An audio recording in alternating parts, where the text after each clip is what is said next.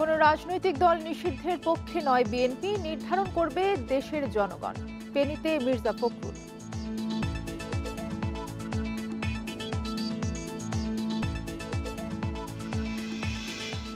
অটোরিকশার ধাক্কায় ছাত্রী নিহতের ঘটনায় জাহাঙ্গীরনগরে ব্লকেট কর্মসূচি, ৮ দফা দাবি শিক্ষার্থীদের।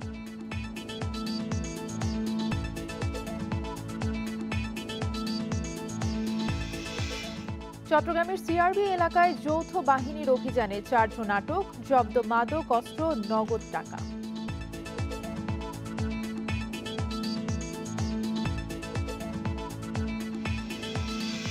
যশোরে ইন্ডিপেন্ডেন্ট টিভির ২ সাংবাদিকের ওপর হামলা, ক্যামেরা ভাঙচুর, ভুয়া মুক্তিযোদ্ধা সনদের সংবাদ সংগ্রহ গিয়ে এই ঘটনা।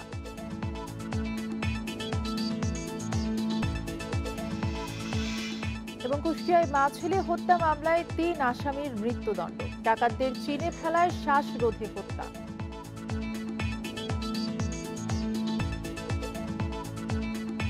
স্বাগত সমগ্র বাংলাদেশে, সঙ্গে আছি তাসনিমে জান্নাত অর্থী। শিরোনাম শুনছিলেন, এবারে বিস্তারিত।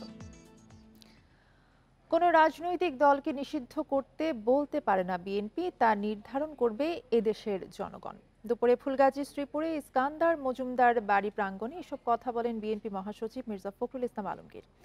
১৫ বছরের পুরনো জঞ্জাল সাফ করে জনগণের সরকার প্রতিষ্ঠার জন্য অন্তর্বর্তীকালীন সরকারের প্রতি আহ্বান জানান বিএনপি মহাসচিব। বলেন, মিথ্যা মামলায় ৬ বছর জেল খাটেন বেগম খালেদা জিয়া। তাকে স্যাঁতসেঁতে ঘরে রেখে পুরনো খাবার খাওয়ানোয় অসুস্থ হয়ে পড়েন তিনি।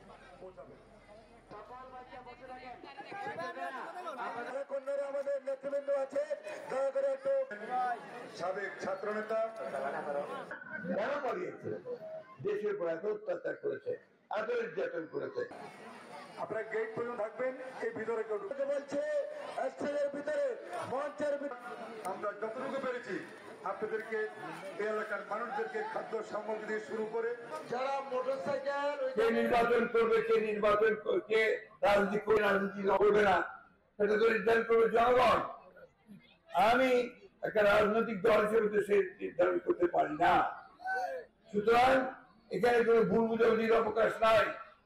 আমরা কখনোই কাউকে কোনো দলকে নির্বাচন করতে দিতে বাধা করিনি। সমসাময়িক বিষয়ে সচিবালয়ে কথা বলছেন মন্ত্রিপরিষদ সচিব ডক্টর শেখ আব্দুর রশিদ। আমরা সরাসরি চলে যাচ্ছি সেখানে। একটা দুটো বলি, আমার সবকিছু মনে থাকবে না, আপনাদের মতো স্মরণশক্তি আমার অত ভালো না। আর একটা জিনিস আছে, যেমন একটা বিষয়ে অনেক আলোচনা হয়েছে কিন্তু সিদ্ধান্ত মানে যে পাবলিক হিয়ারিং হবে কিনা। যেমন অনেক সময় দেখা যায় যে কেউ কেউ ছবি নিতে চান, ভিডিও অডিও এগুলো রেকর্ড করতে চান যে কোর্ট প্রসিডিং এর। তো সেটা একটা অভিনবত্ব বা আমরা এটা মডার্ন হয়েছি, প্রোগ্রেসিভ হয়েছি, এটা আলাপ আলোচনা হয়েছে যে আমরা কোর্টের ডিসক্রিপশনে ছেড়ে দিতে পারি। কোর্ট হয়তো এগুলির পরবর্তীকালের রেকর্ড হিসেবে সংরক্ষণের জন্য তারা হয়তো অডিও এবং ভিডিও রেকর্ডিং করতে পারে, এই আইনের প্রভিশনটা রাখা হয়েছে। এছাড়া আরো আছে যে ইন্টারলোকিউটরি অ্যাপিল, মানে একটা মামলার প্রসিডিং চলছে, প্রসিডিং চলা অবস্থায় কোন একটা পয়েন্টে অথবা একটা ছোট্ট অর্ডারের বিপক্ষে সংক্ষুব্ধ পক্ষ অ্যাপিল করতে চাইতে পারে যে এই অর্ডারটা বা এই অংশটুকু আমি মানি না, সেই ওই ইন্টারলোকিউটরি অ্যাপিল তারা করতে পারবেন, এই প্রভিশন যুক্ত হয়েছে। এবং সেটা একটা নির্দিষ্ট সময় দেওয়া হয়েছে যে 30 দিনের মধ্যে সেটা নিষ্পত্তি করতে হবে। আইনের এই ধরনের কিছু বিধান সংযুক্ত হয়েছে। আমার সামনে যদি এটা থাকতো বা একটু বেশি সময় ধরে আমি এখানে কথা বলতে পারতাম, তাহলে হয়তো একটা বিষয় আমি রফিকুল বাসার চ্যানেলে কাজ করি, এটা রাজনৈতিক দল নিষিদ্ধ করার বিষয়ে একটা ছিল,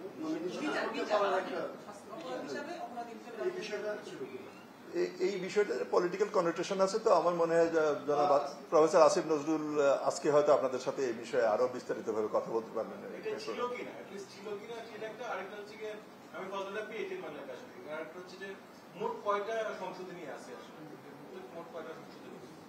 অন্তত 20টা সেকশনের সংশোধনী আছে। আলোচনা, হ্যাঁ, এটা টেবিলে ছিল, ওই বিষয়টা টেবিলে ছিল, কিন্তু সেই বিষয়ে কি আলোচনা হয়েছে আমার মনে হয় আপনার আরো বিস্তারিত না শুনলে তৃপ্ত হবেন না। এটা প্রফেসর আসিফ নজরুল মাননীয় উপদেষ্টা উনি যখন আপনাদের সাথে বলবেন তখন আরো সুন্দরভাবে উনি বুঝাতে পারবেন, আপনারা আরো ভালোভাবে বুঝতে পারবেন। স্যার, শিডিউলের বাইরে কোনো কিছু ছিল কিনা, যে বর্তমান আইন শৃঙ্খলা পরিস্থিতি, বাজার মূল্য বা এই ধরনের কোনো কিছু আলোচনা? বাজার মূল্য নিয়ে আজকে পার্টিকুলারলি খুব আলোচনা হয়নি, তবে শ্রম পরিস্থিতি নিয়ে আলোচনা হয়েছে। শ্রম পরিস্থিতিতে আসলে সকলেই উদ্বিগ্ন। আমাদের বিভিন্ন পয়েন্টে দেখা গেছে যে কতগুলি গলার কাটার মতো কিছু সংস্থা বা প্রতিষ্ঠান বা কোম্পানি রয়ে গেছে, যাদের কারণে অন্যরাও ক্ষতিগ্রস্ত হচ্ছে। তাদের আশেপাশের যেগুলি ভালোভাবে রান করার মতো কোম্পানি, তারাও দেখা যাচ্ছে এফেক্টেড হচ্ছে। এই সবগুলি নিয়ে কথা হয়েছে। জাহাঙ্গীরনগর বিশ্ববিদ্যালয়ে অটোরিকশার ধাক্কায় শিক্ষার্থী নিহতের ঘটনায় ৮ দফা দাবিতে ব্লকেট কর্মসূচি পালন করেন প্রথম বর্ষের শিক্ষার্থীরা। সকালে বিশ্ববিদ্যালয়ের সব কটি গেটে তালা দিয়ে যানবাহন প্রবেশ বন্ধ করে দেয় তারা। পরে তারা নিরাপদ ক্যাম্পাসের দাবিতে একটি বিক্ষোভ মিছিল বের করে। মিছিলটি ক্যাম্পাসের বিভিন্ন দিক ঘুরে ডেইরি গেটে এসে শেষ হয়। পরে তারা সেখানে অবস্থান নিয়ে ২৪ ঘন্টার মধ্যে শিক্ষার্থী নিহতের ঘটনার বিচার, ফুটপাত ও গতিরোধক স্থাপন সহ ৮ দফা দাবি বাস্তবায়নে বিশ্ববিদ্যালয়ের প্রশাসনের প্রতি অনুরোধ জানান।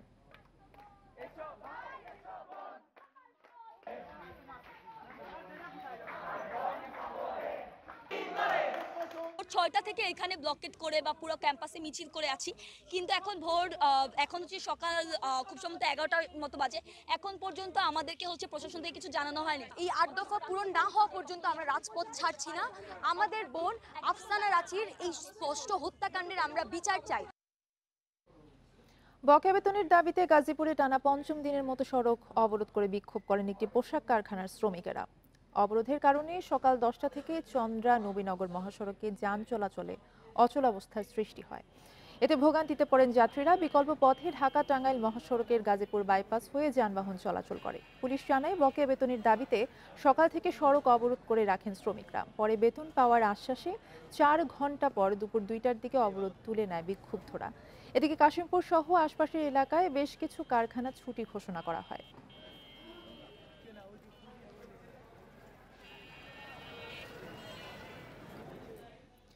নরসিংদীতে বাড়তি ভাড়া নেয়ার প্রতিবাদে গুলিস্তানগামী মেঘালয় লাক্সারি বয়কটের ডাক দিয়ে টার্মিনাল অবরোধ কর্মসূচি পালন করেছেন শিক্ষার্থীরা। সকাল থেকে দুপুর ২টা পর্যন্ত আন্তজেলা বাস টার্মিনাল অবরোধ করে রাখে তারা। এ সময় টার্মিনাল থেকে কোনো বাস ঢাকার উদ্দেশ্যে ছেড়ে যায়নি এবং ঢাকা থেকে আসা কোনো বাসকে টার্মিনালে ঢুকতে দেখা যায়নি। শিক্ষার্থীদের অভিযোগ, নরসিংদী থেকে ঢাকার দূরত্ব ৫২ কিলোমিটার হওয়া বাস ভাড়া নিয়ম অনুযায়ী ১১০ টাকা হওয়ার কথা, কিন্তু যাত্রীদের জিম্মি করে ১৫০ টাকা নিচ্ছে মেঘালয় লাক্সারি। টার্মিনালে বিকল্প কোনো পরিবহন না থাকায় দৈনিক অন্তত ৫,০০০ মানুষের ভোগান্তি হচ্ছে জানিয়ে বাড়তি ভাড়া নিয়ে বাস চলতে দেয়া হবে না বলে জানান শিক্ষার্থীরা।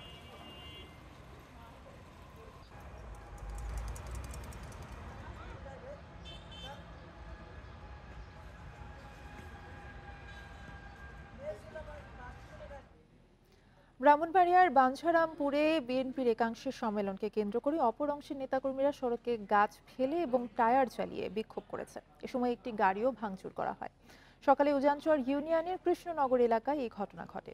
জানা যায়, একই জায়গায় বিএনপির একটি পক্ষ সম্মেলন এবং অপর পক্ষ জাতীয় বিপ্লব ও সংহতি দিবস পালনের কর্মসূচি দেয়। এরই জেরে সোমবার বিএনপি নির্বাহী কমিটির সদস্য আব্দুল খালিক ও কেন্দ্রীয় কৃষক দলের যুগ্ম সাধারণ সম্পাদক মেহেদি হাসান পলাশের গ্রুপের মধ্যে সংঘর্ষ হয়। সংঘাত এড়াতে মঙ্গলবার থেকে বৃহস্পতিবার পর্যন্ত জারি করা হয় ১৪৪ সম্মেলন উজারচরের রাধানগর গ্রামে স্থানান্তর করা হয়।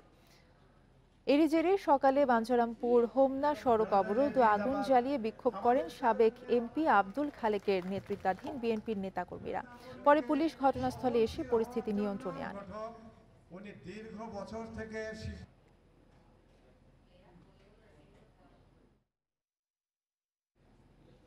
চট্টগ্রামের সিআরবি এলাকায় যৌথ বাহিনীর প্রায় ২.৫ ঘন্টার অভিযান, এতে উদ্ধার করা হয়েছে বিপুল মাদক, দেশীয় অস্ত্র এবং নগদ টাকা। আটক করা হয়েছে তালিকাভুক্ত আসামি ইদুর বোন সহ ৪ জনকে। পরে আইনশৃঙ্খলা বাহিনী জানিয়েছে, এই এলাকায় মাদক ব্যবসা করছে বহিরাগত কয়েকটি চক্র। বুধবার ভোর ৬টা সিআরবি রেলওয়ে আবাসিক এলাকা ও আশপাশের বস্তিতে আসে যৌথ বাহিনী। পুরো এলাকা ঘিরে অস্ত্র ও মাদকের খোঁজে প্রায় ২.৫ ঘন্টা ধরে চলে অভিযান।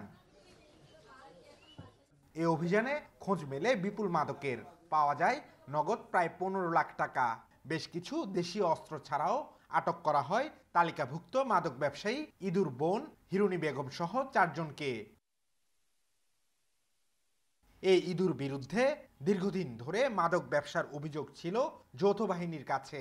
অভিযানে তাকে আটক করা না গেলেও তার বাসায় পাওয়া গেছে মাদক ও দেশীয় অস্ত্র।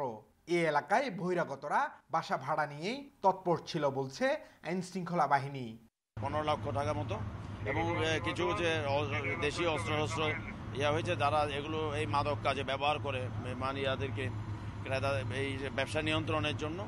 আর আমরা এটা তদন্ত অব্যাহত রাখছি এবং এটাতে আমরা এদের বিরুদ্ধে আইনগত ব্যবস্থা গ্রহণ করা হচ্ছে। এদিকে এমন অভিযানকে স্বাগত জানিয়েছেন বহিরাগতদের এই মাদক কাণ্ডে অতিষ্ঠ বাসিন্দারা। অস্ত্র মাদক এগুলি নির্মূল আমরা চাই, কিন্তু ভালো মানুষ যেমন ইয়া না হয়। মাদকের কারণে পলায়ন নষ্ট হয়ে যাচ্ছে, পড়ালেখা হচ্ছে না, কিছু হচ্ছে না এই মাদকের কারণে। মাদক মুক্ত হোক। অভিযান শেষে আটকদের হস্তান্তর করা হয়েছে সংশ্লিষ্ট থানায়। তাদের বিরুদ্ধে আইনি ব্যবস্থার কথাও জানিয়েছে পুলিশ। Abdullah Rakib, independent news, Chittagong. যশোরের ঝিকরগাছায় সংবাদ সংগ্রহে গিয়ে ইন্ডিপেন্ডেন্ট টিভির 2 সাংবাদিকের উপর হামলা এবং মারধরের ঘটনা ঘটেছে। এ সময় ক্যামেরা ভাঙচুর, মোবাইল ফোন ছিনিয়ে নিয়েছে হামলাকারীরা। উপজেলার কৃষ্ণনগর এলাকার পুলিশের এএসপি ফখরুল ইসলামের বাবা মকবুল হোসেনের বিরুদ্ধে ভুয়া মুক্তিযোদ্ধা সনদ নেয়া ও মুক্তিযোদ্ধা কোটায় ছেলেমেয়ের পুলিশে চাকরির ব্যবস্থা করার অভিযোগ পাওয়া যায়। এএসপি ছেলের প্রভাব খাটিয়ে এলাকায় একাধিক ব্যক্তির জমি দখল, মারপিট ও নির্যাতনেরও অভিযোগ রয়েছে। গত 10 বছরে তার পরিবার অবৈধভাবে জমি দখল করে বিপুল সম্পদের মালিক হয়েছেন বলে অভিযোগ করেছে এলাকাবাসী। বিষয়টি নিয়ে সংবাদ সংগ্রহে যান যশোর প্রতিনিধি জিয়াউল হক এবং ভিডিওগ্রাফার শরীফ খান। এ সময় এসপি ফখরুলের লোকজন তাদের ওপর হামলা চালিয়ে পিটিয়ে আহত করে আটকে রাখে। খবর পেয়ে পুলিশ গিয়ে তাদের উদ্ধার করে।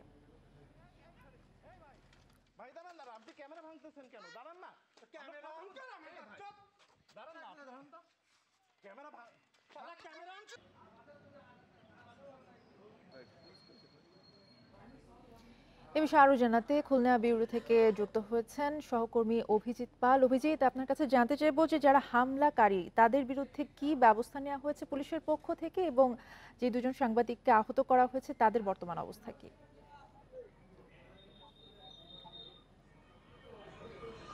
ইন্ডিপেন্ডেন্ট টেলিভিশনের যশোর প্রতিনিধি জিয়াউল হক এবং তার যে ক্যামেরা পার্সন তাকে শরীফ খান, তাদের দুজনকে আসলে কিছুক্ষণ আগে পুলিশ আসলে উদ্ধার করে নিয়ে এসেছে এবং তারা এখন বর্তমানে আসলে ঝিকরগাছা থানাতে অবস্থান করছেন এবং সেখানে যাদের যে মকবুল হোসেন সহ এবং যে হামলাকারীরা তার উপর যে হামলা চালিয়েছে এবং যে বর্বরতা চালিয়েছে সেই বর্বরতার ঘটনায় মামলার যে প্রস্তুতি, সেই মামলার প্রস্তুতি এখন আইন শৃঙ্খলা বাহিনীর সঙ্গে কথা বলে সেই প্রস্তুতি গ্রহণ করা হয়েছে এবং খুব শীঘ্রই আসলে আইন শৃঙ্খলা বাহিনীর কাছে তাদের বিরুদ্ধে অভিযোগ দেওয়া হবে এবং তার বিরুদ্ধে মামলা হবে বলে আমাদেরকে ঝিকরগাছা থানার যিনি ওসি তিনি আমাদেরকে জানিয়েছেন।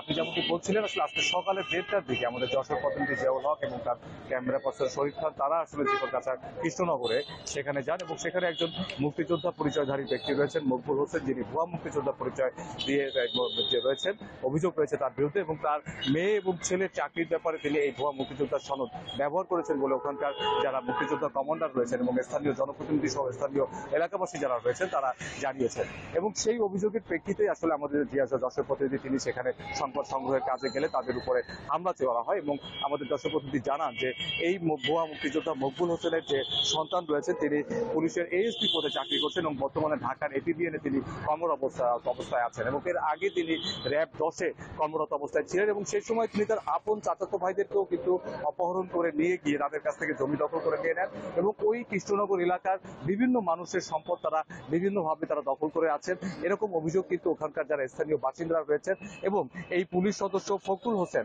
তার পরিবারের সদস্য এবং তার আপন চাচাতো ভাইরা তারাও কিন্তু আমাদের কাছে একই রকম অভিযোগ করেছেন এবং তার যে বোন রয়েছেন তিনি বর্তমানে জাহাঙ্গীরনগর বিশ্ববিদ্যালয় বেগম ফজিলুন্নেছা মুজিব হলের প্রভোস্টের সুপারিশ হিসেবে কাজ করছেন এবং এই দুজনের চাকরির ব্যাপারে মকবুল হোসেন তার ভুয়া মুক্তিযোদ্ধা সনদের ব্যবহার করেছেন বলে সেখানকার মুক্তিযোদ্ধা কমান্ডার আমাদেরকে নিশ্চিত করেছেন এবং তিনি আমাদেরকে আরো একটি বিষয় সেখানে জানিয়েছেন যে এই মকবুল হোসেন আসলে বিগত আওয়ামী লীগ আমলে তিনি আসলে এই ভুয়া মুক্তিযোদ্ধা সনদ দেন এবং তারপরে তিনি তার এই ছেলেদের চাকরির ব্যাপারে এটি ব্যবহার করেন। ধন্যবাদ আপনাকে। অভিজিৎ পাল জানাচ্ছিলেন খুলনা থেকে। কুষ্টিয়ায় মা ছেলেকে হত্যার দায়ে ৩ আসামির মৃত্যুদণ্ড দিয়েছেন আদালত। একই সঙ্গে আসামিদের ৫০,০০০ টাকা জরিমানা, অনাদায়ে আরও ১ বছরের কারাদণ্ড দেওয়া হয়। দুপুরে অতিরিক্ত জেলা ও দায়রা জজ আদালতের বিচারক সোহানি ভূষণ এই রায় দেন। মামলার এজাহারে জানা যায় ২০১৯ সালের ১৭ নভেম্বর ডাকাতি করতে গিয়ে দৌলতপুর উপজেলার সোনাইকান্দি গ্রামের আব্দুল মানিকের স্ত্রী সানোয়ারা বেগম এবং তার ৮ বছরের ছেলেকে হত্যা করে আসামিরা। এই ঘটনায় নিহতের মেয়ে বাদী হয়ে অজ্ঞাতদের আসামি করে দৌলতপুর থানায় হত্যা মামলা দায়ের করেন। এদিকে জামালপুরের শিশুকে ধর্ষণের অভিযোগে শহীদ মিয়া নামে একজনের যাবজ্জীবন কারাদণ্ড দিয়েছে আদালত। একই সঙ্গে আসামিকে ১ লাখ টাকা জরিমানা ও অনাদায়ে ১ বছরের কারাদণ্ড দেওয়া হয়। ২০১৬ সালে মেলান্দহে ৭ বছর বয়সী শিশুকে ধর্ষণের অভিযোগে শহীদের নামে মামলা করে পরিবার।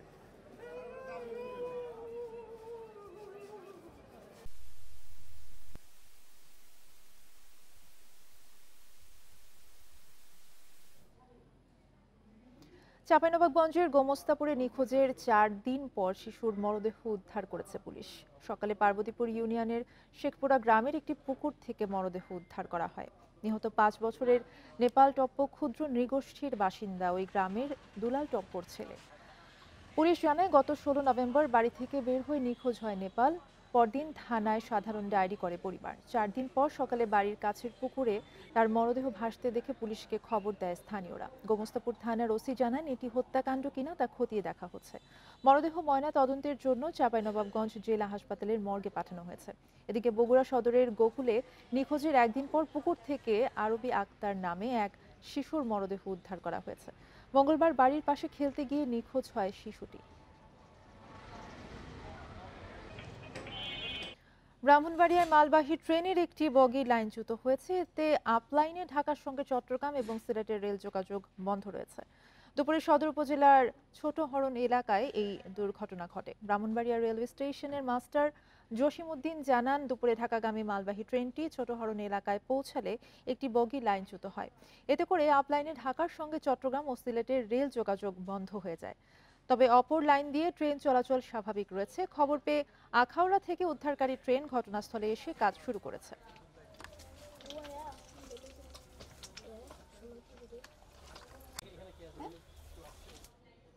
ধামরাইয়ে অ্যাম্বুলেন্সে করে স্ত্রীর মরদেহ নিয়ে বাড়ি নেয়ার পথে সড়ক দুর্ঘটনায় স্বামী নিহত হয়েছেন, আহত হয়েছেন আরও ৫ জন। দুপুরে ঢাকা-আরিচা মহাসড়কের ধামরাইয়ের বাথুলি এলাকায় দুর্ঘটনা ঘটে। হাইওয়ে পুলিশ জানায়, ঢাকা মেডিকেল কলেজ থেকে অ্যাম্বুলেন্সে করে স্ত্রীর মরদেহ নিয়ে মানিকগঞ্জ ফিরছিলেন ফরিদুল ইসলাম। বাথুলি এলাকায় পৌঁছালে চাকা ফেটে যায়।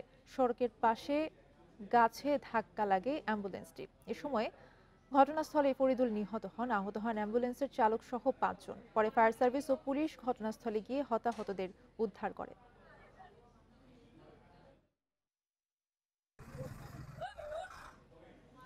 দেশের বিভিন্ন জেলায় আগাম আলু রোপণে ব্যস্ত কৃষক।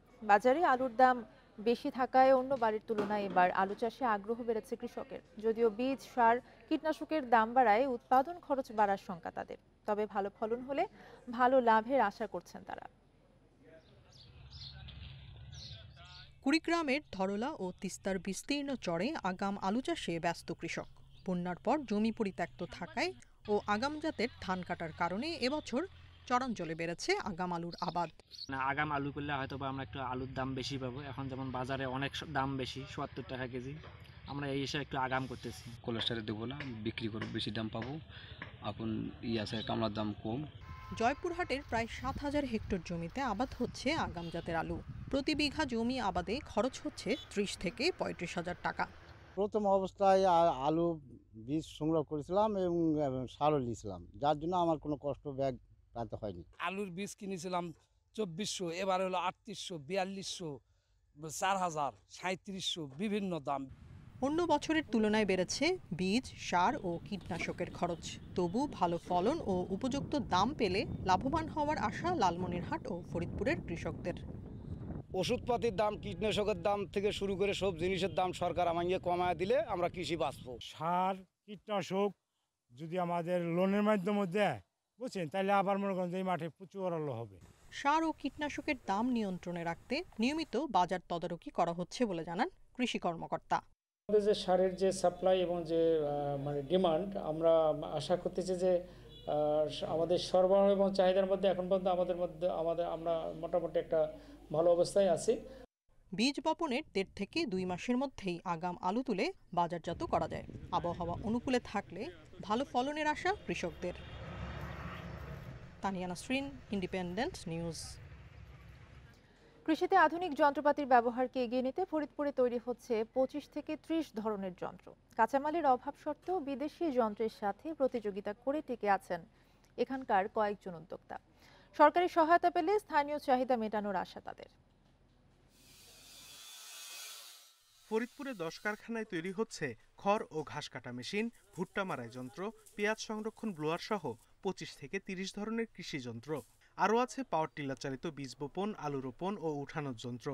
একটা মেশিন তৈরি করতেছি, অভিজ্ঞতা না থাকলে কাঁচামাল সম্ভব না। বিদেশ থেকে যে মেশিনগুলো আসে, যে যন্ত্রগুলো আসে, এই যন্ত্রগুলো আমরা তৈরি করতে পারবো যদি আমাদের সরকার যদি কিছু ক্যাপিটাল মেশিন আমাদেরকে দেয়, কিছু আধুনিক যন্ত্র যদি দেয়, সেই আধুনিক যন্ত্রপাতি দিয়ে আমরা আধুনিক কৃষি যন্ত্র তৈরি করতে পারবো। কৃষিকাজে যন্ত্রের ব্যবহার বেড়ে যাওয়ায় এ সকল কারখানায় তৈরি পণ্যের চাহিদা তৈরি হয়েছে। স্থানীয় পর্যায় থেকে যে কোনো সমস্যার সমাধান পাওয়ায় উপকৃত হচ্ছেন ব্যবহারকারীরা। ব্লোয়ার ফ্যানের মাধ্যমে আমরা একটা হাউজের মধ্যে 10 টন করে পেঁয়াজ রাখতে পারি।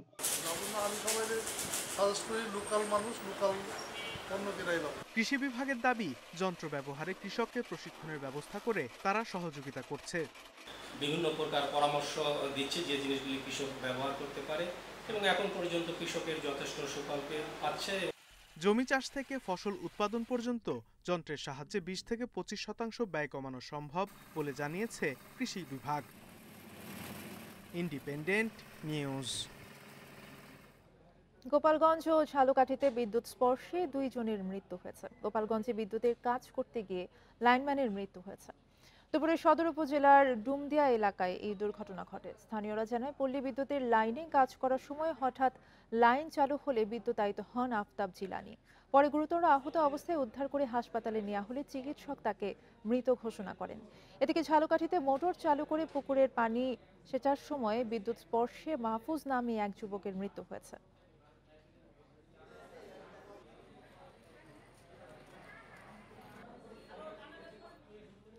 পাবনার সাথিয়ায় অগ্নি নির্বাপক যন্ত্র রিফিল করার সময় বিস্ফোরণে আব্দুর রাজ্জাক নামে ফায়ার সার্ভিসের এক গাড়ি চালক নিহত হয়েছেন। এ সময় আহত হয়েছেন আরও একজন।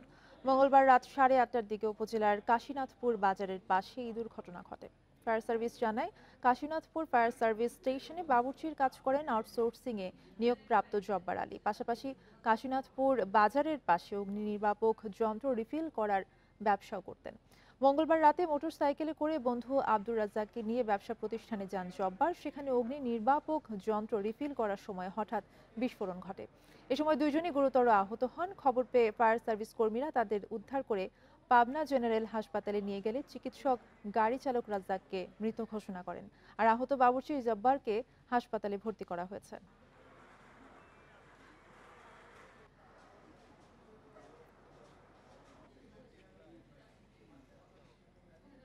মুন্সিগঞ্জ সদরের জাজিরায় প্রবাসী স্ত্রীর মরদেহ উদ্ধার করেছে পুলিশ। ঘটনার পর থেকে পলাতক শ্বশুর বাড়ির লোকজন।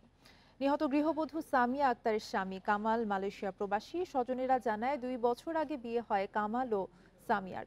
3 মাসের মাথায় মালয়েশিয়া চলে যায় তার স্বামী। এরপর সামিয়ার পরিবারের কাছ থেকে যৌতুক হিসেবে 15 লাখ টাকা আদায় করে শ্বশুর বাড়ির লোকজন এই নিয়ে কলহে জড়ায় স্বামী স্ত্রী।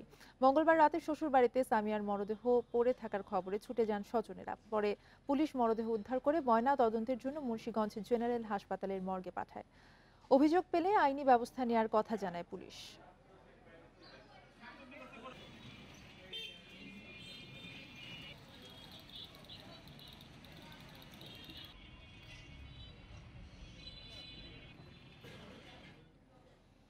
তথ্য প্রযুক্তি খাতে 14,000 মানুষের কর্মসংস্থানের লক্ষ্য পূরণে ব্যর্থ হয়েছে রাজশাহীর হাইটেক পার্ক। সঠিক পরিকল্পনা এবং প্রচারের অভাবে দেশি বিদেশি বিনিয়োগকারীদের টানতে পারেনি। কর্তৃপক্ষ বলছে, এ মাসেই কাজ শুরু করতে না পারলে সেসব প্রতিষ্ঠানের জায়গা বরাদ্দ বাতিল হবে। সুযোগ পাবে নতুন প্রতিষ্ঠান। রাজশাহীতে পদ্মা নদীর তীরে 31 একর জায়গায় 343 কোটি টাকা ব্যয়ে নির্মাণ করা হয় হাইটেক পার্ক। 20টি প্রতিষ্ঠানের জায়গায় চালু হয় 13টি। নতুন করে কাজ শুরুর প্রস্তুতি নিচ্ছে 3টি। দেশে প্রযুক্তিতে দক্ষ বহু তরুণ থাকলেও সাবেক আওয়ামী লীগ সরকার পর্যাপ্ত বিনিয়োগ আকর্ষণে ব্যর্থ হয়েছে। এ কারণে 14,000 মানুষের কর্মসংস্থানের সম্ভাবনা নিয়ে যাত্রা শুরু হলেও বর্তমানে কর্মরত মাত্র 400 জন। টিমের ওনারদেরকে এখানে ইনভাইট করা, এখানে এনে অফিস স্পেসগুলো দেখানো, প্লাস তাদেরকে এটা বোঝানো যে এখানে বিভিন্ন সুযোগ সুবিধা পাওয়া যায়, প্লাস একটা নেটওয়ার্কিংয়ের একটা পরিবেশ তৈরি হওয়ার সম্ভাবনা আছে। এবার নতুন বিনিয়োগকারীদের টানতে চাইছে কর্তৃপক্ষ। যেসব প্রতিষ্ঠান সক্ষমতা দেখাতে ব্যর্থ তাদের বরাদ্দ বাতিলের পরিকল্পনা তাদের। এই নভেম্বরের মধ্যে যে সকল প্রতিষ্ঠান তারা তাদের ব্যবসায়িক কার্যক্রম শুরু করবে তাদের অ্যালটমেন্ট আমরা রাখবো, যারা শুরু করবে না তাদেরটা আমরা অটোমেটিক্যালি বাতিল করে আবার নতুন বিনিয়োগের জন্য আমরা চেষ্টা করব। গেল আগস্টে সরকার পতনের পর লুটপাটে হাইটেক পার্কে ক্ষয়ক্ষতি 32 কোটি টাকা। দেখা দেয় নিরাপত্তা শঙ্কাও।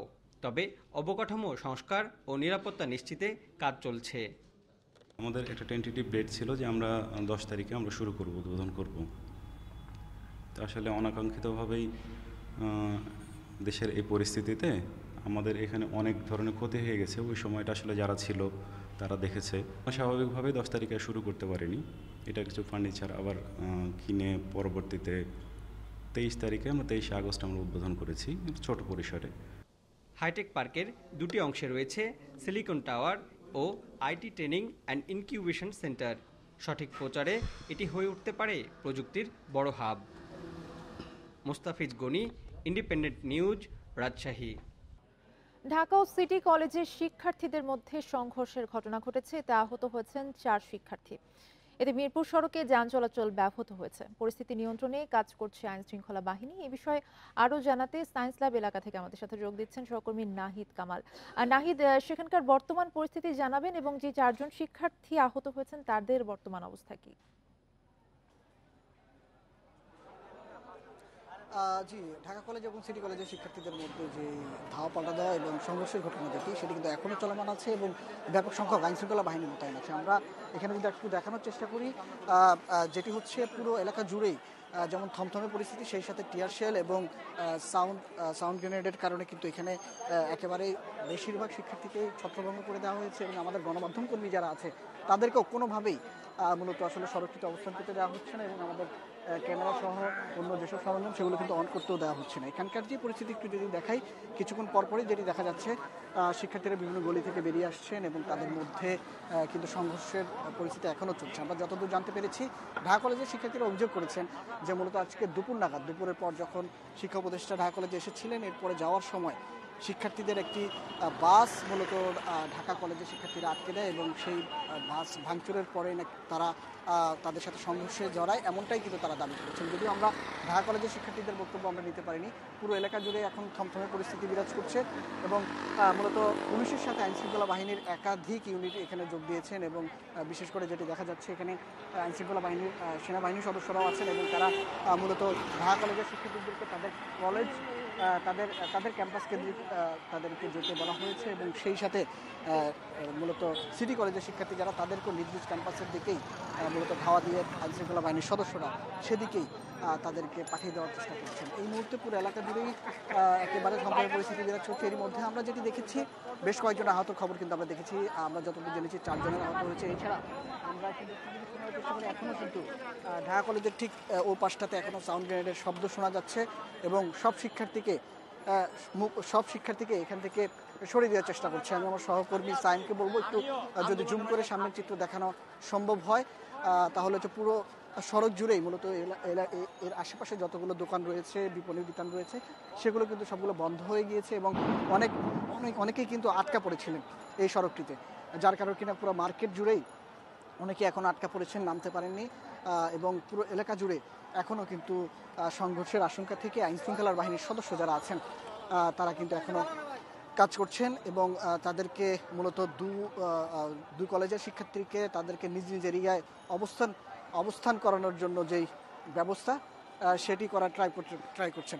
তো মূলত ঢাকা কলেজের ঠিক সামনে এখন আমি আছি। এখনও থমথমে পরিবেশ বিরাজ করছে এবং আইনশৃঙ্খলা বাহিনীর ব্যাপক পরিস্থিতি লক্ষ্য করা যাচ্ছে এবং তারা পরিস্থিতি আপনার কাছে একটু জানতে চাচ্ছিলাম যে এই দুই কলেজের শিক্ষার্থীদের আসলে কি নিয়ে সংঘর্ষ লেগেছিল? মূলত আমরা যেটি ঢাকা কলেজের শিক্ষার্থীদের সাথে কথা বলে জানতে পেরেছি, তারা বলছেন আজকে দুপুর নাগাদ তাদের একটি কলেজ বাস মূলত সিটি কলেজের সামনে দিয়ে যাওয়ার সময় সেখানকার শিক্ষার্থীরা সেই বাসে হামলা করে এবং হামলার জেরেই মূলত ঢাকা কলেজের শিক্ষার্থীরা দুপুরের পর তারা দলবল নিয়ে তারা যেমন এখানে আসেন এবং সেই ঘটনার জেরেই মূলত তাদের মধ্যে সংঘর্ষে জড়ায়। আমরা এই ঘটনা আসলে বাসে কেন হামলা করেছে এই সম্পর্কে বিস্তারিত জানতে পারিনি। যতটুকু ধারণা করা হচ্ছে পূর্ব শত্রুতার বিবাদ থাকতে পারে, অথবা তারা আসলে আজকে কেন তারা বাস আটকালো কিংবা এই ধরনের ঘটনা ঘটেছে কিনা সেটিও কিন্তু আসলে নিশ্চিত হতে পারেনি। শুধুমাত্র ঢাকা কলেজের শিক্ষার্থীরা আমাদেরকে যেটি বলেছেন সেই পারপাসে আমরা বলছি। ব্যাপক পরিমাণে আইনশৃঙ্খলা বাহিনী কিন্তু সামনে দেখা যাচ্ছে এবং তারা পরিস্থিতি নিয়ন্ত্রণে। আমরা একটু যদি দেখানোর চেষ্টা করি, মূলত ঢাকা কলেজের যেসব শিক্ষার্থীরা রয়েছেন সেসব শিক্ষার্থীদেরকে নিউ মার্কেট এলাকার দিকে মূলত পুলিশ এবং আইনশৃঙ্খলা বাহিনীর সদস্য যারা আছেন তাদের ওই দিকটাতে সরিয়ে দেওয়ার চেষ্টা করেছেন এবং সিটি কলেজের শিক্ষার্থীদের তাদের সায়েন্স ল্যাব থেকে ঠিক মিরপুরগামী যে রোড রয়েছে সেদিকে কিন্তু সরিয়ে দেওয়ার চেষ্টা করেছে। এখানে আমরা যেটি দেখছি, একটু সাইনগুলো একটু জুম করে যদি দেখানো সম্ভব হয়, ব্যাপক পরিমাণে সেনা সদস্যদের উপস্থিতিও কিন্তু দেখা যাচ্ছে এবং তারা যেটি করছেন অলিতে গলিতে যারা আছেন তাদেরকেও কিন্তু সেখান থেকে সরে যাওয়ার যেমন নির্দেশ দিচ্ছেন এবং সরে যাওয়ার কথা বলছেন। এখন পর্যন্ত যেটি দেখা যাচ্ছে আমরা একটু দেখানোর চেষ্টা করি, মূলত শিক্ষার্থীরা অনেকেই অলিতে গলিতে অবস্থান নিয়েছেন এবং কিছুক্ষণ পরপরই তারা চেষ্টা করছেন বের হয়ে আসার। এমন পরিস্থিতিতে মূলত আইনশৃঙ্খলা বাহিনীর সদস্য যারা আছেন তারা সতর্ক অবস্থানে আছেন এবং তাদের অন্য যেসব ভারী যন্ত্রপাতি আছে সেগুলো কিন্তু আনার চেষ্টা করছেন এবং বিভিন্ন জায়গায় বিভিন্ন মোড়ে মোড়ে তারা অবস্থান নিয়েছেন। এই ছিল আসলে ঢাকা কলেজের সামনে থেকে আমার কাছে সর্বশেষ। হয়তো কিছুক্ষণের মধ্যে যদি আইনশৃঙ্খলা বাহিনী পরিস্থিতি ধন্যবাদ আপনাকে নাহিদ কামাল জানাচ্ছিলেন সায়েন্স ল্যাব এলাকা থেকে। এই ছিল এখনকার সংবাদের সাথে থাকায় ধন্যবাদ সবাই।